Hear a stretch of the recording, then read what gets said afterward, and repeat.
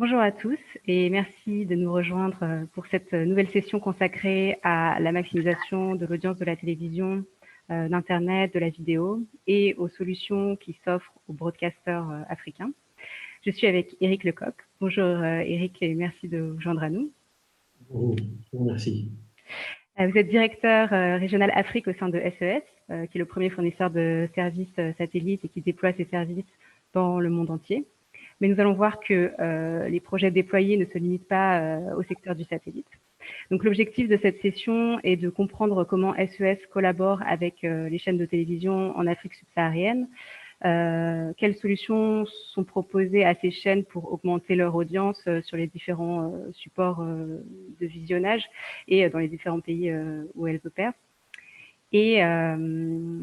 Et comme je le disais, quand on se connecte à une session avec SES, on ne s'attend pas forcément à parler de télévision numérique terrestre, d'OTT ou de distribution de services sur Internet en général. Pourtant, vous êtes très actif sur ces modes de distribution.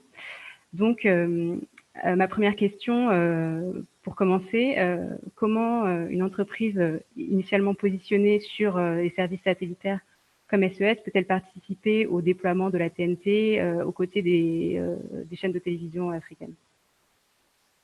Merci pour la question. Donc, au niveau de la TNT, ça s'articule sur plusieurs dimensions. Il y a plusieurs modèles qui existent aujourd'hui sur le marché et il y a des modèles potentiels à développer aussi. Donc, le modèle ou le modèle d'affaires ou le modèle technique qu'on rencontre le plus souvent, c'est d'intervenir au niveau de la diffusion des signaux à partir d'un site central, généralement la capitale ou le site de transmission centrale, vers les émetteurs de la TNT qui sont répartis sur l'entièreté du territoire. Donc, suivant les pays d'Afrique francophone subsaharienne, on parle de plusieurs dizaines jusqu'à une petite centaine d'émetteurs.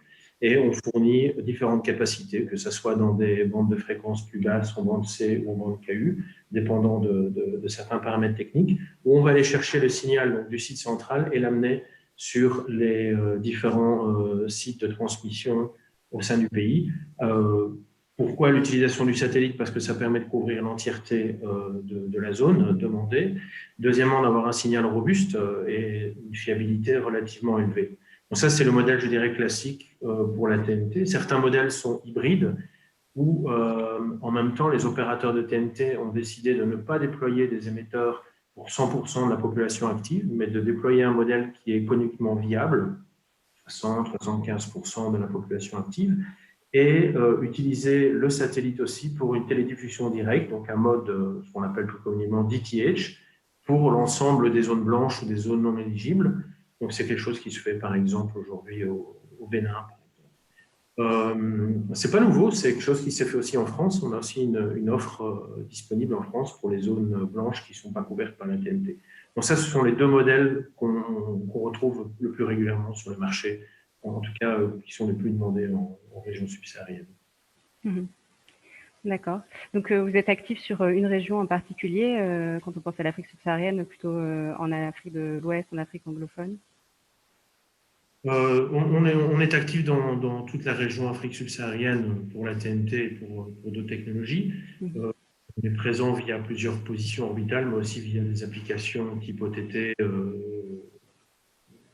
online et différents types de services vidéo, quelquefois dans lesquels aucune connectivité n'intervient, que ce soit formaté du contenu, digitalisé ou des applications de ce type-là. Oui. Donc justement, si on s'attache à cet autre aspect crucial dans la stratégie des broadcasters, des chaînes de télévision et même des fournisseurs de contenu en général, donc investir le digital, créer une présence en ligne et être capable de distribuer son contenu sur les nouveaux services Internet. Sur ces domaines, quelles solutions sont proposées à ces acteurs africains? Alors, une des grosses problématiques des diffuseurs aujourd'hui, surtout des niveaux diffuseurs, on est dans une période intéressante où on quitte l'analogue pour le digital et où on voit des marchés qui s'ouvrent, on voit des nouveaux diffuseurs qui arrivent. La grosse problématique, c'est l'audience. Il faut une audience en quantité, mais aussi en qualité. Et dans certains cas, ces chaînes montent sur des réseaux TNT, Ça prend du temps de déployer la stratégie commerciale de la TNT, d'avoir des décodeurs et donc de construire une audience. Donc, on arrive avec des solutions qui sont soit intérimaires ou soit long terme, sur lesquelles on peut accompagner les télédiffuseurs, en plus sur d'autres positions orbitales, soit pour recouvrir la région, la sous-région, le continent, ou encore couvrir d'autres régions du globe, que ce soit l'Europe, l'Amérique du Nord ou la partie asiatique. Au-delà des solutions satellitaires, nous avons aussi une panoplie d'offres de vidéos, de vidéos en ligne et d'offres OTT, d'applications en ligne pour des chaînes de télévision linéaires ou encore repackager, reformater certains aspects du contenu pour en faire des plateformes de vidéo à la demande. Donc ça sont différents types d'applications qui permettent finalement à une chaîne aujourd'hui linéaire présente dans un territoire assez restreint d'avoir accès à une plus grande audience et de là avoir accès peut-être à des revenus supplémentaires au niveau publicitaire. Dans la technologie qu'on déploie, on a plusieurs technologies, par exemple, qui permettent de limiter le contenu dans certaines zones géographiques où les droits ne seraient pas acquis. Donc, ça protège aussi les ayants droit et ça protège le télédiffuseur. Et en plus de ça, on a des technologies assez pointues d'insertion de publicité bien spécifiques au marché demandé. Donc, d'un pays à un autre, d'un langage à un autre, d'un type d'appareil, d'un iPhone, d'un téléphone Android ou autre, on peut vraiment distinguer le type d'utilisateur et insérer au moment voulu, au moment demandé par le télédiffuseur, des publicités bien spécifiques. Et c'est indispensable dans cette région d'être capable de fournir la flexibilité dont ont besoin les chaînes de télévision et en particulier sur cette région où la connectivité peut être très irrégulière. Et sur ce sujet, face à cette connectivité irrégulière, quelles difficultés techniques sont intégrées dans le service qui est proposé? Alors, dans les difficultés qu'on rencontre régulièrement, c'est l'accès à une connectivité Internet de qualité ou à, disons, une connexion stable pour pouvoir diffuser du contenu. Donc, on a plusieurs solutions. La possibilité d'offrir ce qu'on appelle des services de play-out dans le cloud, donc où les chaînes peuvent télécharger leur contenu via notre plateforme SES 360 et à partir de cette plateforme, travailler à distance la mise en place d'un service linéaire constant qui ne va pas être impacté par les liaisons à partir de la source sur le continent africain. Donc ça, c'est une première possibilité. La deuxième possibilité, on a différents types de technologies pour contribuer le signal de manière continue et ininterrompue. Ça peut être fait via le satellite, ça peut être fait via le satellite dans différentes bandes de fréquences, via différentes offres bien paramétrées pour la demande. Et ça commence par des technologies de base qu'on utilise, par exemple les XC-Box pour envoyer de la contribution sur l'Internet public, jusqu'à des liaisons beaucoup plus robustes, ou éventuellement aussi une combinaison de fibres qui fait partie du réseau global de SES. D'accord. Donc vous en parliez, vous avez abordé le sujet tout à l'heure, l'augmentation de la couverture des chaînes et leur présence en ligne leur permet de disposer d'arguments supplémentaires dans leur discussion avec les annonceurs. Et parmi ces arguments, on pense forcément aux données d'utilisation de leurs services et aux données qui sont liées aux utilisateurs. Donc, quelles statistiques liées à ces résultats ou quelles données peuvent être fournies par SES pour analyser la performance pour ces chaînes? Alors, il y a deux aspects à cela. Donc, pour la partie, je dirais, transmission via satellite, télédiffusion directe, DTH, nous organisons dans toute une série de marchés clés ce qu'on appelle les satellite monitors, qui sont des études quantitatives organisées avec une technologie et une technique bien rodées, un peu plus de 20 ans d'expérience sur le marché européen, une petite dizaine d'années sur le marché africain, où on va vraiment faire des sondages avec une méthodologie rigoureuse pour comprendre la pénétration de nos positions orbitales, qui regarde quel type d'appareils terminaux, quel type de télévision, et on a une idée du marché et du nombre d'antennes qui sont pointées sur les positions orbitales. Donc ça, ce sont pour les solutions satellitaires, ça permet déjà. Donc ce sont des données qu'on partage avec nos clients. Une petite partie de ces données sont publiques pour le marché. Certaines données sont spécifiques pour nos clients. Dans certains cas, on accorde certains aspects de ces satellite moniteurs, on accorde une ou deux questions à certains clients dans des marchés clés pour pouvoir sonder un peu mieux leur marché. Donc ça, c'est pour la partie satellitaire. Ça, c'est important parce que les chaînes gratuites, ce qu'on appelle le free-to-air. Il n'y a pas d'abonnement payé, il n'y a pas de carte activée, il n'y a pas d'encryption, donc c'est très vague. On voit des chiffres quelquefois sur certaines positions orbitales qui ne reflètent pas vraiment la réalité. Au niveau de l'OTT, là, c'est beaucoup plus pointu parce qu'on a une liaison directe jusqu'à l'application dans le terminal du client, que ce soit sur un iPhone, sur un Android, sur une télévision type Samsung, sur un web streaming, on connaît l'adresse IP, on connaît la location géographique, on connaît le type d'appareil, il y a toute une série de données, donc les données qualitatives des utilisateurs. Ensuite, les durées quantitatives, quels sont les programmes qui sont le plus regardés, à quelles heures de la journée. Donc, c'est vraiment une étude d'audience et un pack statistique qui est global et très, très complet pour nos clients.